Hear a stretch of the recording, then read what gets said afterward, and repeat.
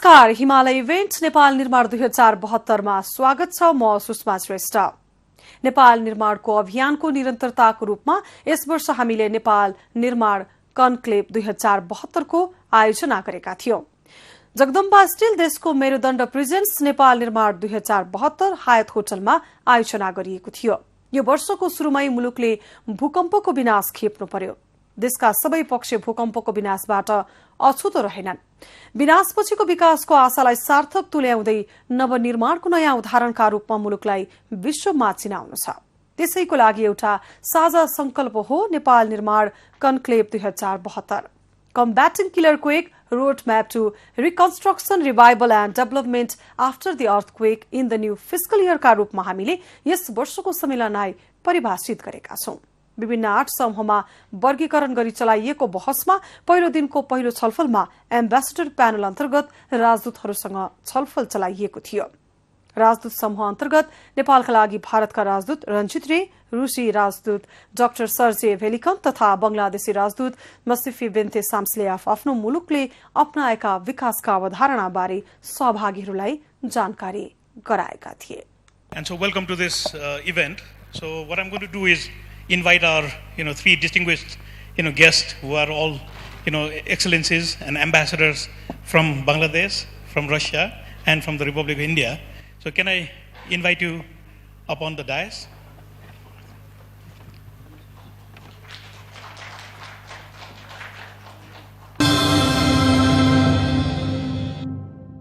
So I think this is a nice cozy group of people. So why don't we get this conversation going? Because really as we heard the minister speak, and the theme of this conclave is to really rebuild Nepal, and so Nirman as in construction. But what I want to do with your excellencies is really create a learning environment where as we move forward into this rebuilding stage, that we really draw some good lessons. But then the organizers told me that these should also become what we call principles or road maps, so that we can actually move ahead in this construction business. So I'll start with Your Excellency from Bangladesh. And so the question, again for the audience, I think is very loaded maybe, and I'm going to put you on a spot. So looking at Bangladesh, right? So if you look at 30, 40 years of history, there have always been disasters in Bangladesh. But look at how rapidly the death toll has actually declined.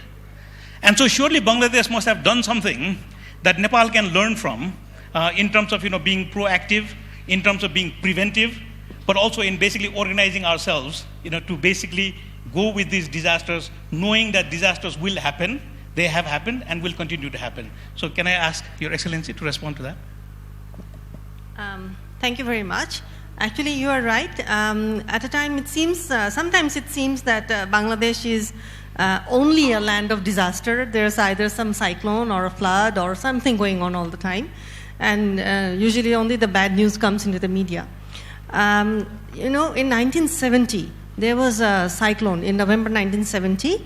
And at that time, 300,000 people had died. There was a similar cyclone in 1991, April 1991. The death toll came down to 138,000, but almost 10 million people were rendered homeless. A similar cyclone of almost the same magnitude called Sidor came to Bangladesh in 2007, November 2007, and the death toll at that time was significantly less, around 5,000 to 8,000. What had happened between 70 and 2007 was that we had constructed a number of cyclone shelters, and there was a massive volunteer movement which sort of gives a early warning, and helps to evacuate people from the cyclone-prone areas to more safer cyclone shelters and to higher ground. So 2007, the death toll was around 5,000. But in 2009, just 2 years later, we had the cyclone Aila. And at that time, the death toll was less than 500. So as you see, it is increasingly coming down. And in 2009, almost 600,000 people were evacuated and moved to safer ground and the cyclone shelters. What is happening here is that we have this massive, we are involving the community in this cyclone warning arrangements. And also, after 2009, we have formed a Ministry of Disaster Management. Earlier, it was part of Ministry of Food and Disaster Management. But in 2012, the government realized that since there was this recurring cyclone and floods and all that, and it will keep on happening because of the geographical position. So to have better management, we have created this Ministry of Disaster Management. And Disaster Management Ministry works through the district administration right down to the villages. And it involves everybody, the stakeholders. And that way it has ensured that nobody neglects the flood warning or the cyclone warning. I think that helps to save lives. Okay. So, just to recap, so this is what moderators do, is listen quite carefully. And so the four things that I heard. So, for example, the first thing you said was, the construction of shelters. The second was, the whole organizing of communities. But the third was early warning systems. And the fourth is the institutional setup, from the ministry all the way down to the community. Right. And so these four things would basically help, bring the death toll down, right, because the oceans are not going to go away, nor are the cyclones. Right. And so it's really how we prepare, that are very critical. So, Your Excellency, the Russian, ambassador now. So, Nepalese are quite, far away from Russia, and yet, we know about wars, and we know about the Bolshevik Revolution, and, the fact that 2 world wars, happened. Now, the question again would be, from the Russian perspective, right? Rebuilding, I am sure, is something that you've done many, many times. So again, if we think of, road maps, if we think of principles, if we think of 2 or 3 things that we have to keep in mind as we get into the rebuilding process, and a little bit of Russian history, can you enlighten, the audience with a little bit of insight as to how you did it in the past? Oh, thank you. Indeed, we have accumulated over dozens of years very extensive experience of rebuilding and restoration. Yes, indeed, after the revolution and the attendant civil war, the country was rebuilt entirely. The Second World War, which was known as the Great Patriotic War to our people, because it involved the whole country and cost us 27 million dead. That alone, tremendous destruction, dislocation, annihilation of productive forces, the human component. But in addition to that, over 3,000 villages practically entirely destroyed. Again, period of mobilization for reconstruction, restoration, rehabilitation followed. But I must say that these years, even normally, so to say, we encounter a lot of emergency situations due to natural disasters, through the sheer size of the country, variety of climatic conditions. Practically every time we're having either series of wildfires, thousands of square kilometers, dozens of wildfires, right now even in Russia, floods, and we have our share of seismic activity. Some of the more spectacular, fortunately in remote areas, but the more spectacular, impressive, and sheer strength earthquakes have happened in Russia. The general line is very similar. That is my special emphasis. No matter what the country, no matter what the climatic conditions are, what is definitely required is very realistic appraisal of threats, dangers, possibilities. The chain of command and responsibility to be established very clearly. In our case also, and that shows probably the global trend. In our case also, we prefer to establish a special ministry with the whole gamut of responsibilities very clearly put down, so to say, on paper, finalized through legislation in the national parliament, amended a couple of times over this quarter of a century of existence. The ministry, which is continually busy, as I said, with doing some concrete job, and that is another thing which is very important, very publicly functioning ministry needs to project its activities to the press and through the press all the time.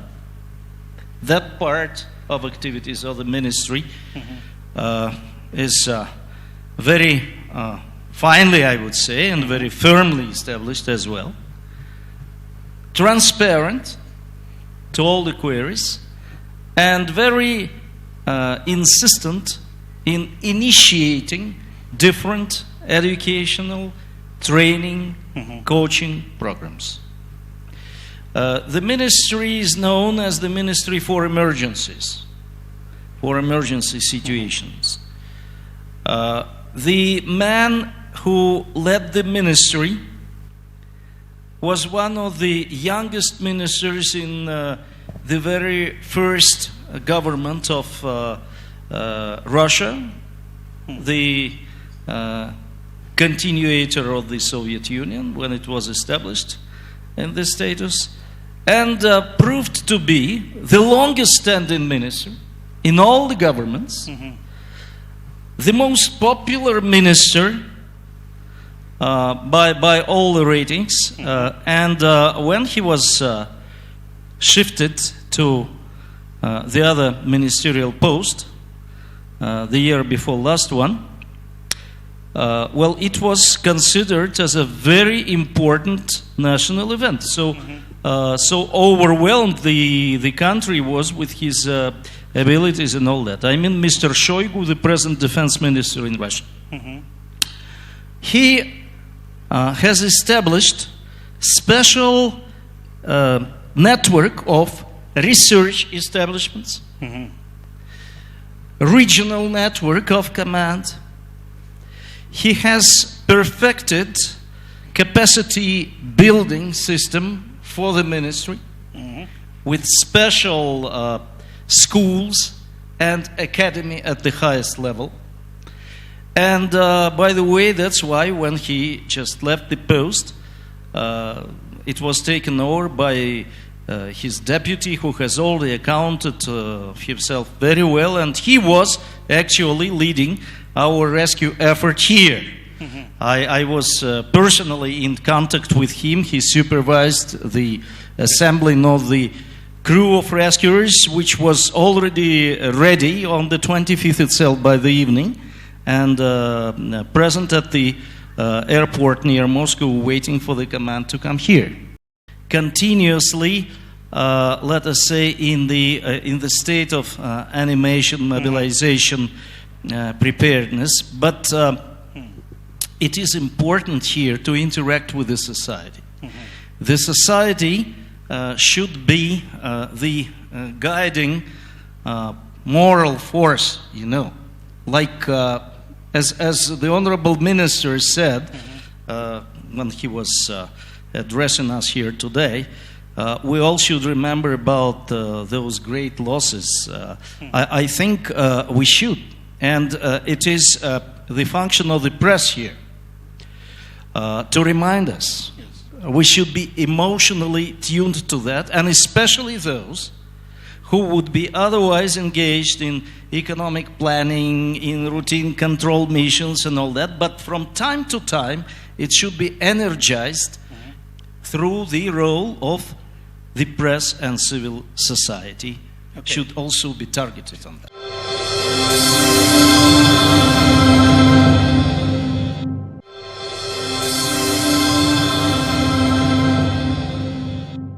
ब्रेकपछि पुनः स्वागत छ नेपाल निर्माण 2072 मा। आजको कार्यक्रममा हामीले ambassador प्यानलमा भएको छलफल प्रस्तुत गरिरहेका छौं। एम्बेसेडर प्यानलबाट हामीले मित्र राष्ट्रहरूको नेपालप्रतिको धारणा बुझ्ने तथा नेपालको आवश्यकताका बारेमा सम्बन्धित पक्षलाई थप स्पष्ट पार्ने प्रयास गरेका छौं।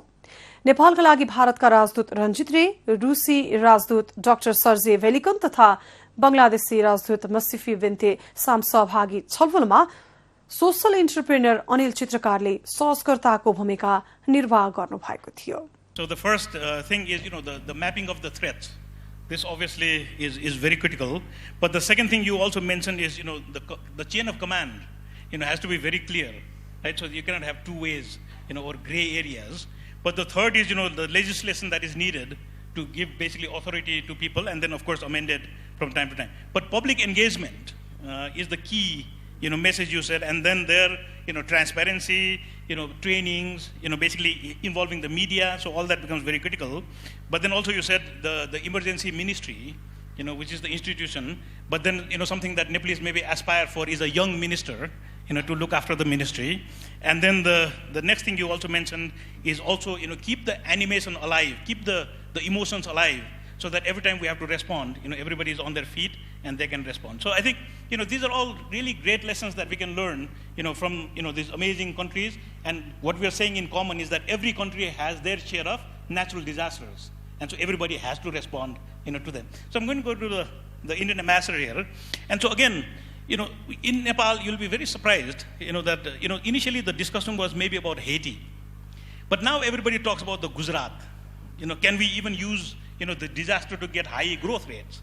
But then India alone, somebody who gets really inspired by people like, Lal Bahadur Shastri, for example, food shortage or famine were a part of India. And yet, there was a strategy to basically overcome that. So again, could you, help us to share, how India, has done so well in basically mitigating some of those disasters that used to be commonplace in its history? Yeah, thank you, Anil. First of all, there has been a process of learning. It's not as if India was able to manage disasters effectively from the very beginning. I think it's been an iterative process. It has taken time. But finally, I think we are at a stage now where we are confident of being able to handle disasters. Mm-hmm. And I think the Gujarat earthquake in 2001 in Bhuj was actually a turning point. Mm-hmm. And a lot of the lessons that we've learned in India flow from that experience in terms of how to manage disasters. Bhuj also had an earthquake similar to the ones that you've had over here. And I think the casualty toll was much higher. Mm-hmm. And how Bhuj came out of that whole process.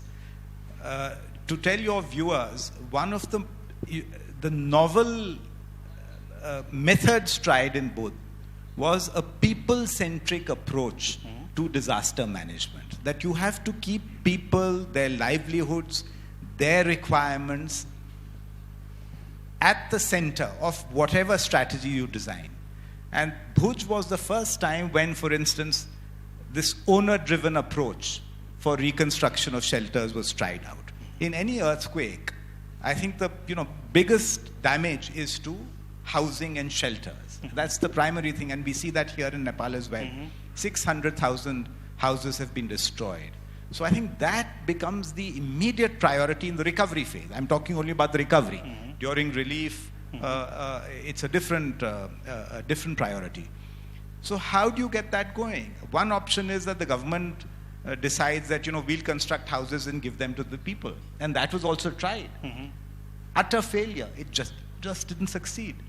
So the owner-driven approach was tried. And I think the great attraction and the great advantage of that approach was that it's the individuals themselves who decide to make the houses. So they are given subventions by the government on installments, but the individuals decide what kind of design, what kind of requirement, how large the house is going to be, provided, of course, that certain engineering norms are met. So the government monitors and ensures that the houses are earthquake proof. But beyond that, it's the individual. So I think the point I'm basically trying to make is that you have to keep the individual at the center of whatever you do. The same thing with heritage, for instance. In Nepal, it's a living heritage. It's not as if these were just monuments that people go to on weekends. It's not like a museum. It was part and parcel of people's lives. So when you're talking about rebuilding heritage here, it's about rebuilding lives. It's about nurturing the cultural traditions. Without the involvement of the people, is not going to succeed. So I think the one big takeaway, at least as far as I'm concerned, and I think that's very important in Nepal as well, is that the people have to be at the center of it all. Very good. So again, so the two things you mentioned. So one is it takes a bit of time, so it doesn't happen overnight. But then you got to be constantly in a learning mode. I think constantly learning, correcting, and so basically changing your ways as we go along. But the people-centric approach, and I think for the audience also, I think as we rebuild, I think what you said about the functional part. So a house has certain functions, but then there's also the aspirational part, where people aspire, to live in a certain way. And so if you can balance, both the individual needs, but then also the functionality of that, structure, then we would be on the right track. But I think, what you said about, keeping it as part of their daily lives, linking it with their livelihood, and so these become the critical, things moving ahead. So at this stage, I think everybody in this audience knows that all these three, countries, the three, ambassadors who are present with us, but then the people, they responded very, very rapidly, to the disaster. And so I think, the response time with which all the teams, were in Dhaka ready at the airport or in Delhi airport, they were already ready to come in, and the Indian planes were already landing even a few hours after that. So I think it really shows, that the neighborhood, but then the fact that Nepal has a lot of goodwill, out in the world, shows that, people are responsive to us.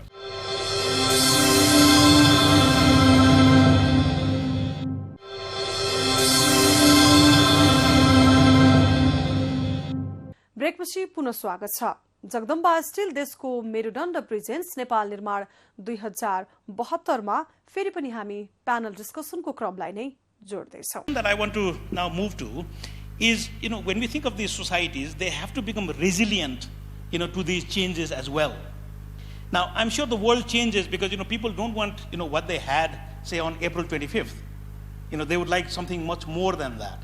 And so, as partners who have already been involved in development work in Nepal, so are there few things that you would look at? Now, let me say, for example, the Russian ambassador here. In the good old days, Russia built us a very nice agriculture tool factory. I don't know if you've ever visited it. But today, you see that. But today, I think, if we could actually manufacture spades, if we could manufacture agriculture tools, I mean, those are the kinds of things that Nepal really needs badly today. So the question I'm going to ask, and I'll start with the Bangladesh ambassador, is when you think of a country like Nepal and the neighborhood and the skills and the knowledge that the Bangladeshi people have, so what would you really think would be the most important offer, that Bangladesh can give, to Nepal, besides, what the people are used to hearing, which is the numbers, written on the checkbooks? Because I think, if you can move away from those zeros and the numbers, what would some of those things be? Resilience is most important because at least in Bangladesh, the same coastal belt of Bangladesh has been prone to cyclones over and over again. And it strikes them in various degrees of severity, almost every year. But people, they pick up their, the lives, they rebuild their houses, they go on, they plant their paddy, then they go on, they work. So I think the important lesson for Nepal, at least from my point of view, is that, it's the Nepalese people themselves who will have to take the driving seat. You have to open up your shops. You have to, start doing the business. You have to start manufacturing. You have to start exporting. It's the people of Nepal who will have to do it. But, of course, we are with you. We will be with you every step of the way, just as we were there during the reconstruction, the relief stage. The tourists will come, but before the tourists come, you have to start telling them that it's safe to come, and you have to start hosting international meetings. You have to, unless the people, you yourselves take the initiative. It's at least in Bangladesh, we have always, I think, taken the first step ourselves, and then we have taken the help. So I think that's the important lesson here, that start doing it yourself, and we are there with you. And then the whole world will, follow suit. Exactly. So very good. So for example, you're saying, the manufacturers have to, start working, the businesses have to open, so we got to have events, for people to come back to the Hyatt. And so if you start doing that, then people will respond. Or sometimes we say they will meet us halfway, right? But we got to take the first step. More than halfway. Very good. So the Russian ambassador, what do you think? So in terms of, Russians responding long-term to Nepal's needs. I think that in every response of that kind, the key word is responsibility. To my mind, the principal lesson of what has happened is all about the need, without any delay, to establish here in Nepal, basing oneself on the lessons, practical lessons, to establish responsibility which should be target-oriented. Disaster immediately turns on a particular chain of responsibilities. One needs to know what one should deliver immediately, as per the needs. For example, national airport. At the pressing of a button, it immediately should turn into a hub of, commandeering all the supplies, relief work, the arrival of rescue teams, with everybody knowing who is informing, who is receiving, who is transmitting, and who is the key man who takes decisions. Very good that you have reminded me about the agricultural tools factory in Birganj. In a way, this is also an example. I think it gives food for thought. Now, this factory is still there. There stands a very cute courtyard with all the buildings there still standing very curiously, because several years back the relevant ministry here has withdrawn payment for insurance. So any spark might ignite the whole thing, and there will be no plant. The plant itself is capable of producing all these agricultural implements. Badly needed, indeed. I was there, I was inside. I could see they were just lying there, ready to be transported. But the plant doesn't produce anything for over 10 years. The reason? Driven by a particular set of ideological principles, somebody decided that the state sector cannot efficiently produce things in this country. They have decided to dispose of it through privatization. It took a couple of years to discover that it won't work in this particular case. So it became subject of litigation. There came a stay order. And an enterprise fully equipped to produce, as tested by its chief engineer, with whom I have discussed it, simply stands there. The country needs this production. The workers are hopelessly protesting the arrears of debt and salaries and all that. Whom does it benefit? Who is responsible? Aren't there any other cases in the country? Just the time to put an inventory and see if only narrowly, let us say, through the prism of national need, in emergency, for example. Don't you have such assets? Don't you have such lost chains of responsibility, some links? I think that is one of the lessons precisely for such occasions. Very good.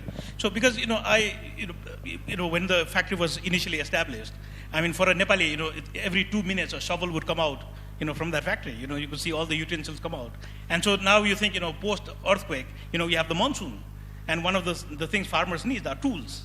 And so, what a great gift, the Russians had given us, so many years ago that we should be utilizing, fully. So, I just, wanted to highlight, the fact that Nepal has been a recipient, but then it's times like this when we need to revisit these questions. Now, the Indian ambassador, one of the challenges, I'm sure, of being the Indian ambassador is there are so many zeros, behind the pledge that India has made.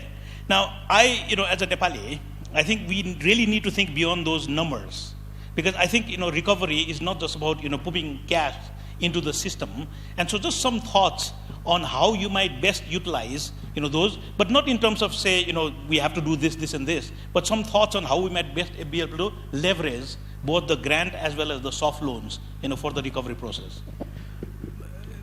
We have, of course, opened our hearts, the people of India, the government of India. I think there was overwhelming support and sympathy for Nepal during the earthquake, and that was reflected both in the search and rescue and relief phases, and also in the recovery phase when our foreign minister announced a contribution of $1 billion. But I agree entirely with you, Anil, when you say it's not the zeros that matter. I think it's the feeling, and this feeling of very strong friendship between the two countries, and in terms of how we're going to utilize it. It's not for us to say that this is what we want to do. I think it's for Nepal to decide how it wants to utilize these resources, because they have been placed at the disposal of Nepal. The way we're looking at it, I think the criteria in terms of utilization, what are Nepal's needs, what are India's capacities, what is India's comparative advantage in those sectors, and what is the outreach in terms of does it really benefit the people? How large an outreach does it have in terms of impact on the people? Immediate things to do, I think the sense I have being here in Nepal, if I look at priorities, I would say 3 broad priorities. One, of course, shelter is critical, with the monsoons, with impending winter. I think shelter is a very, very critical area. 2 is livelihoods. You've spoken about agriculture, agricultural implements, tools, but livelihoods. Unless people get back to their normal lives, they'll never feel normal. And the earthquake trauma will continue. And 3, of course, is culture. Because I think, heritage is so much part of people's lives. This is what gives them self-confidence. This is what gives them identity. So culture. So I would say that, there are many other areas, education, health, roads, power, what have you. But I personally feel that these 3 areas are absolutely critical. And then if you look at each of these areas and see what is it that needs to be done, how are you going to deliver on shelter? And a simple thing, I'm a practical person. Simple thing, you need trained masons in this country right now to be able to build back better and build earthquake-proof housing. We all talk about, how the new houses should be earthquake-proof, but how are you going to do that? The masons have to be trained, and it's not difficult. Simple training programs. So it's things like that.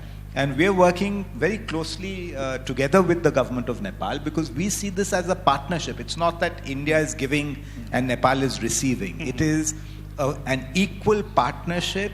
It's a partnership between 2 countries and 2 peoples to do things in a way that the people will benefit. So I think that is the sentiment and the emotion behind this whole effort.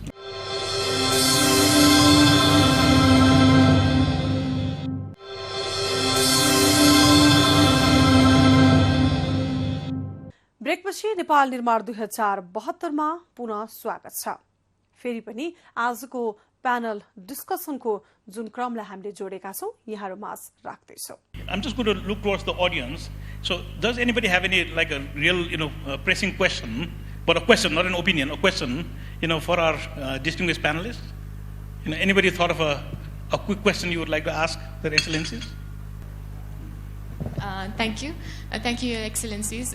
Very good, discussion. Just to follow up question from the colleague there. When we are talking about safe shelter, because even the Honorable Minister talked about, let's think differently, let's innovate, let's do business as not usual, right? So how do we define safe shelter when we go forward? Mm-hmm. Because for organizations like us, I'm from Water Aid, we always look at a safe shelter which is comprehensive, where we are talking about basic water and sanitation facilities as well. So we'd just like to hear your views on that. Very good. Okay, so two big topics. I guess one is sanitation and shelter, but the other is also on regional cooperation. So can the 8 countries basically respond collectively as well? So maybe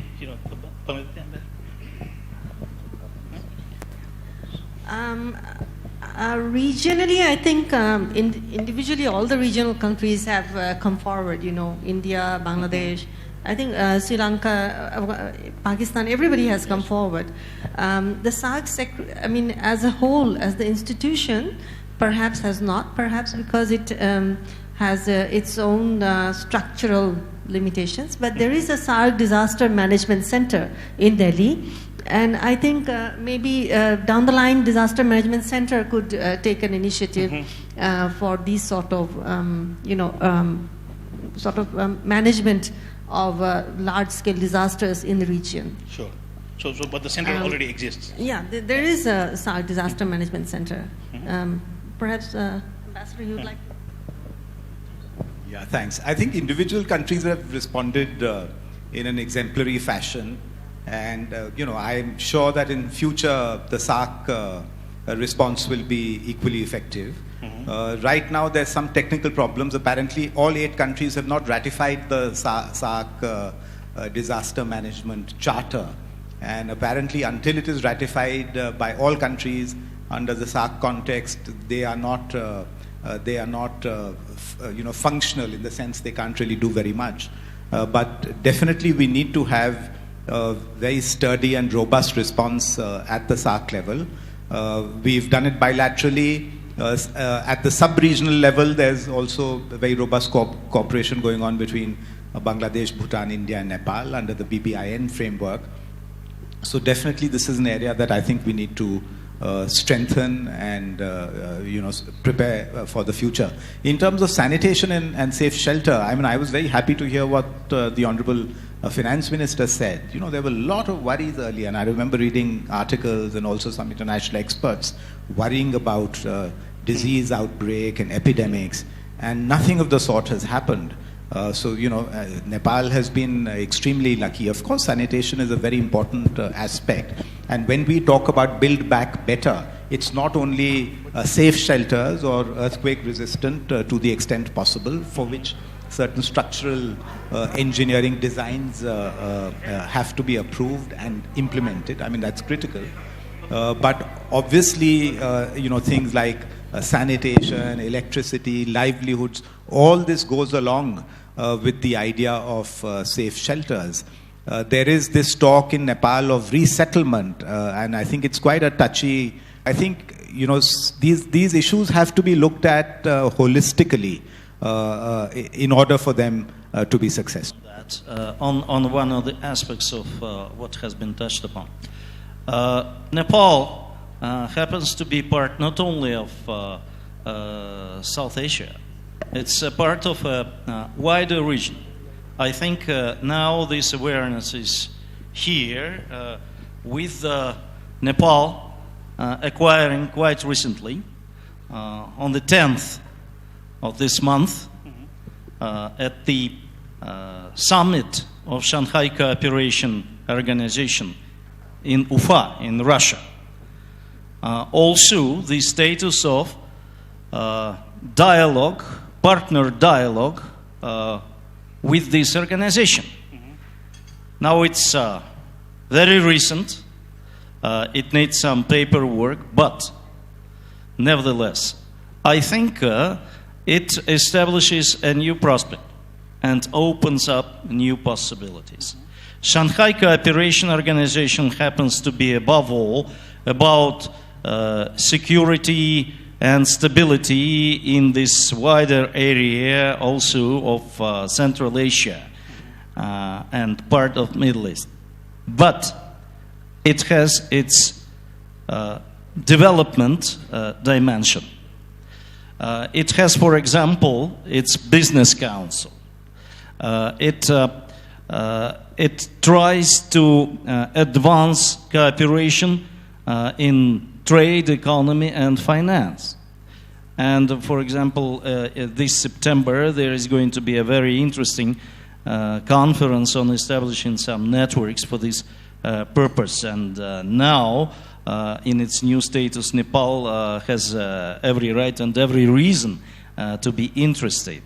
To interact within this new format, I think, might also result in quite timely advantages for Nepal at this stage, including with regard to your rebuilding restoration activities.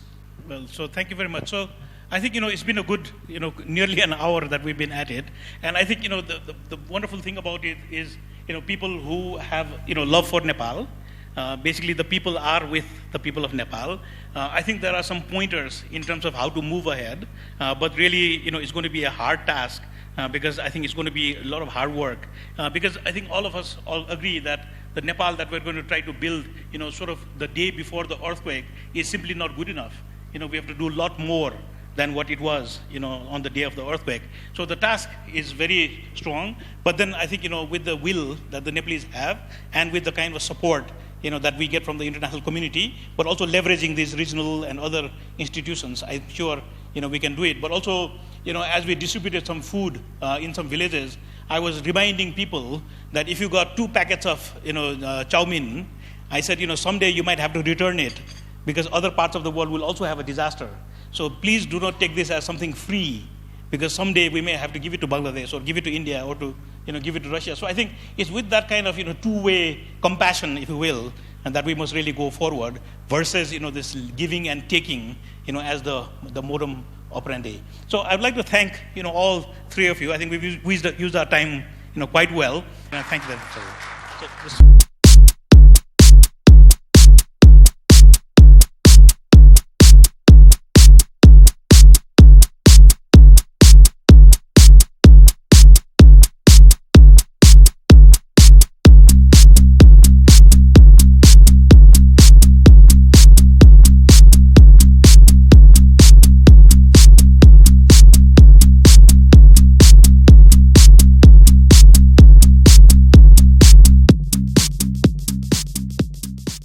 क्षेत्रगत रूपमा विज्ञहरूको धारणा एवं अन्य मुलुकहरूमा प्रकोपपछिको व्यवस्थापन तथा पुनर्निर्माणमा अपनाइएको विधि र अनुभवलाई साटासाट गर्नु नै Himalaya events Nepal निर्माण 2072 सम्मेलनको उद्देश्य हो। आज हामीले एम्बेसडर प्यानलको छलफललाई यहाँहरूमाझ प्रस्तुत गर्यौं। भोलिको अंकमा हामी विभिन्न दातृ निकाय र अन्तर्राष्ट्रिय गैर सरकारी संस्थाहरूलाई नेपाल र नेपालीजनको प्राथमिकता र आवश्यकता झनै प्रष्ट पार्ने उद्देश्य बोकेको आइएनजिएस प्यानल डिस्कसन प्रस्तुत गर्नेछौं। आजलाई बिदा दिनुहोस्। नमस्ते।